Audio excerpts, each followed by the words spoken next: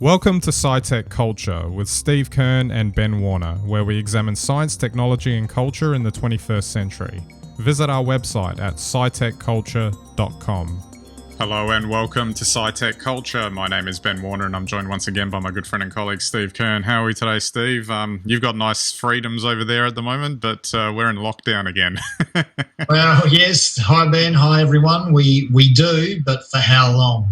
I'm poking fun at anyone here, but a lot of people from Victoria came back just before they closed the border, and I think that's just a classic way of spreading the virus around. Yeah, well, before we get into all of the shenanigans associated with that, let's go to a different set of shenanigans, which was in the States. And I have to laugh at this one. Obviously, we're not going to talk about coronavirus from the States because that's actually, I think they're getting close to 70,000 cases a day. So we're just retreading old material. It's just getting worse kind of thing. But this story I thought was amusing, where Trump said he aced a cognitive test, but mysteriously the White House won't release the details. He's going around saying that he, aced it, got 100%, did really well.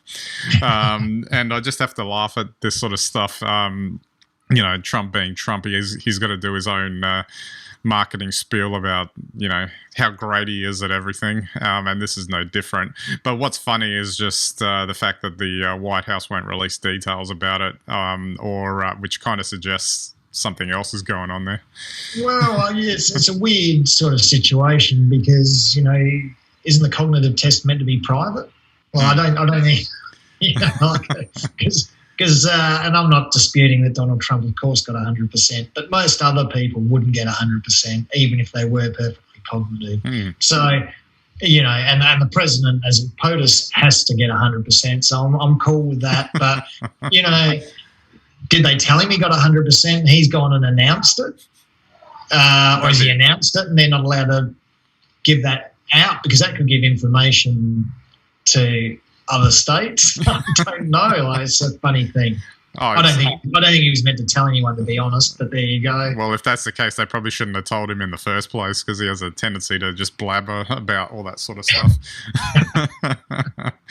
Alrighty, so 100% is a good effort, and it does beg the question though. Just to segue briefly here, Joe Biden's 78, and I don't want to hang anything on anyone for age or anything else, but it is well known that as you get a little bit older, your cognitive function does hang a little bit. And do you think Trump's trying to go Biden into revealing his results?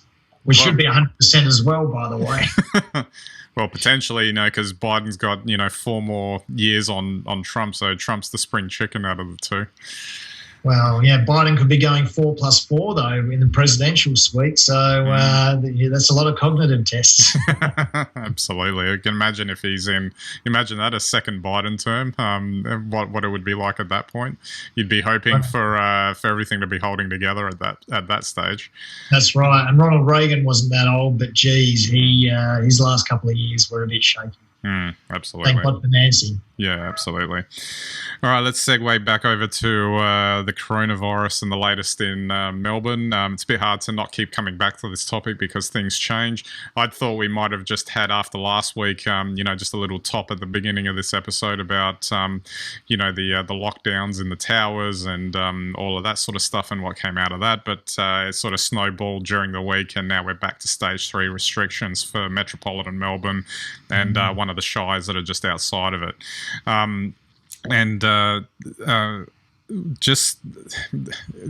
We were talking about people's behaviour just a little earlier, and it just drives you mad because obviously they announce. There's a whole lot of political considerations they put into place when it comes to announcing these things. So instead of, say, for instance, announcing an instant introduction of reintroduction of the restrictions, they give everyone 36 hours to get everything sorted across the border, basically to spread it around the rest of Australia. So effectively you've got not just instances where you had masses of people driving down to Geelong because that wasn't affected by the restrictions, or people driving down to the coast to get to their holiday homes even though the Premier's specifically announced don't go to your holiday homes, or even crazy things like that we've got to get out for one last meal, which is obviously no. This is not about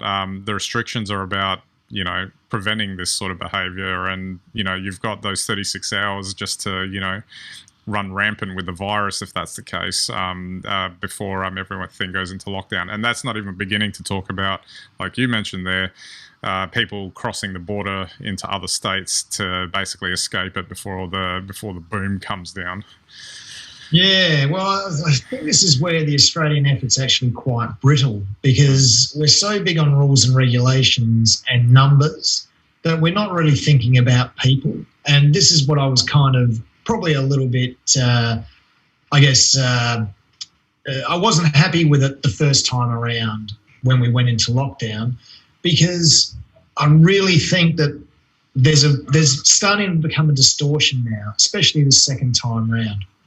Look, it's not good to have to have your stage 3 restrictions again, and it's not going to make a lot of people happy, even though everyone should just try and stay calm and try and work through this the best they can. And we know there's lots of problems, especially if you've got a business that's half opened up and now has to close again. It's not easy for anyone.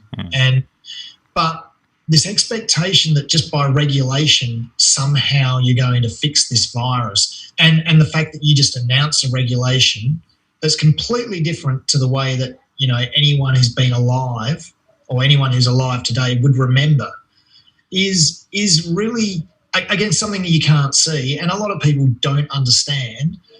Regulations are not going to stop the virus. I think if they'd been more clever about the way, if they brought the restrictions back in, then I think, you would have more success. I mean, the other thing I'm puzzled by is we've done a fantastic job of suppressing the virus. We never actually expected, I think, to get the cases down as low as we did after that first 6 weeks.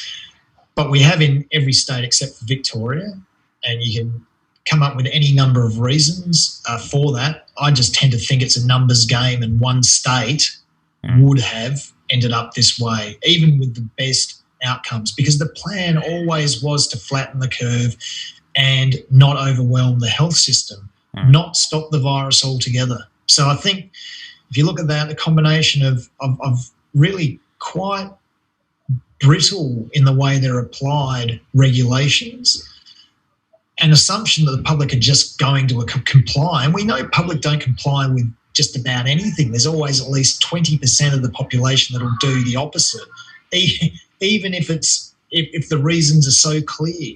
And then if you top that off as well with the fact that I think that people are just tired of this now as well and don't see the relevance. Well, you've got the situation we've got today.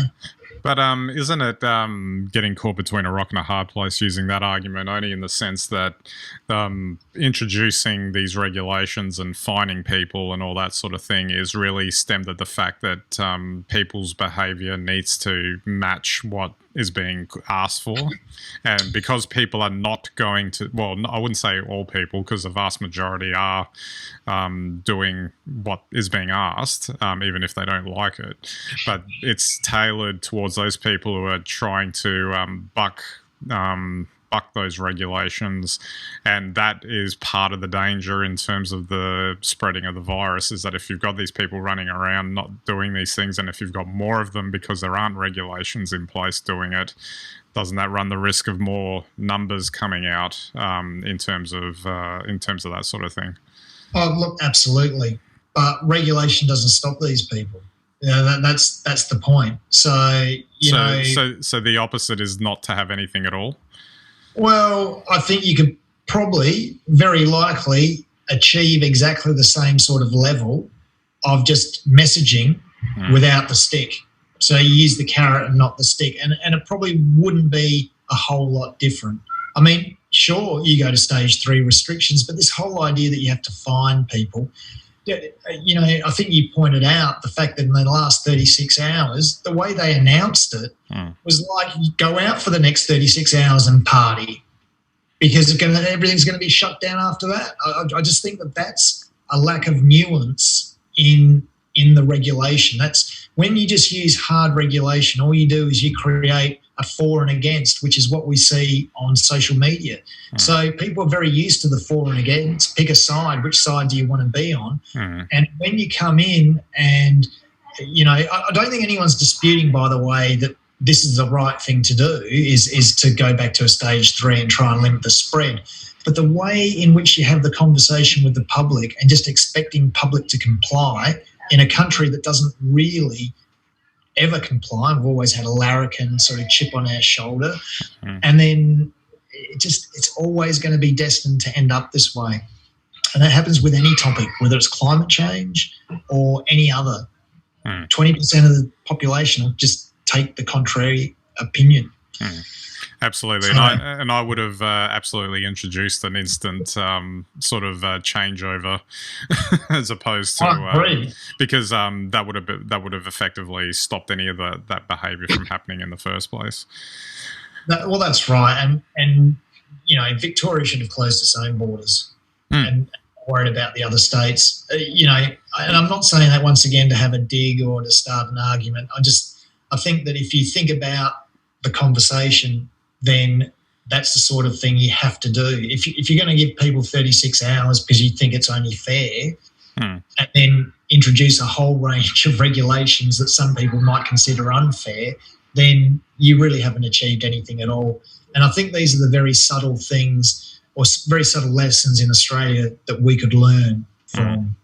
I think if you look at the other nations like Japan, who have done very well without complete lockdowns or anything, they have a very different outlook, and they're always a little bit more hygiene conscious and considered in those things. So we don't have that, but you could always use them as an example. I think a lot of people, even the people who would have been going out 36 hours for non-stop parties, would probably pay a bit more attention to seeing what other nations are doing rather than just being told to get ready because you're going to get locked up. Yeah. It sounds like prison, and it ain't that bad. No. Unless you're in one of these towers. No, absolutely not. Just one other thing that I wanted to touch on just before we wrap up, and just to bring in some a medical story into it, was just this story about remdesivir being approved by the TGA, or provisional approval was given by the TGA for it to be used in Australia on people that were severely unwell in hospital from COVID-19 requiring oxygen or high-level breathing support has been shown to be effective in preventing, not been shown to be effective in preventing the virus, but it does assist with anyone that's got more severe symptoms, etc. I guess it's just an example of that this progress is still occurring in the background, because all they ever talk about is the vaccine will be here in like a year and a half or 2.5 years or whatever, and that's all we ever that's all we hear about. But there are other things being worked on, even if I believe treatment plans are probably more realistic in the shorter term anyway.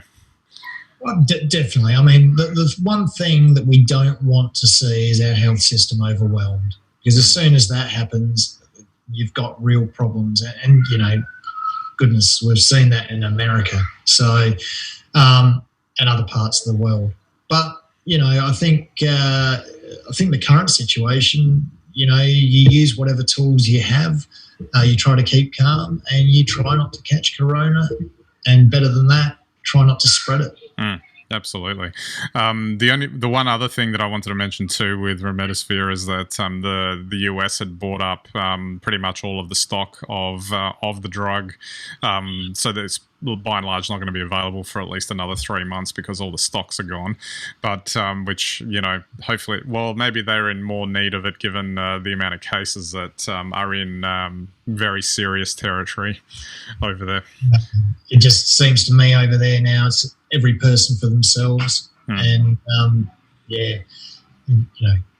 I guess what we're seeing is what happens when people get desperate.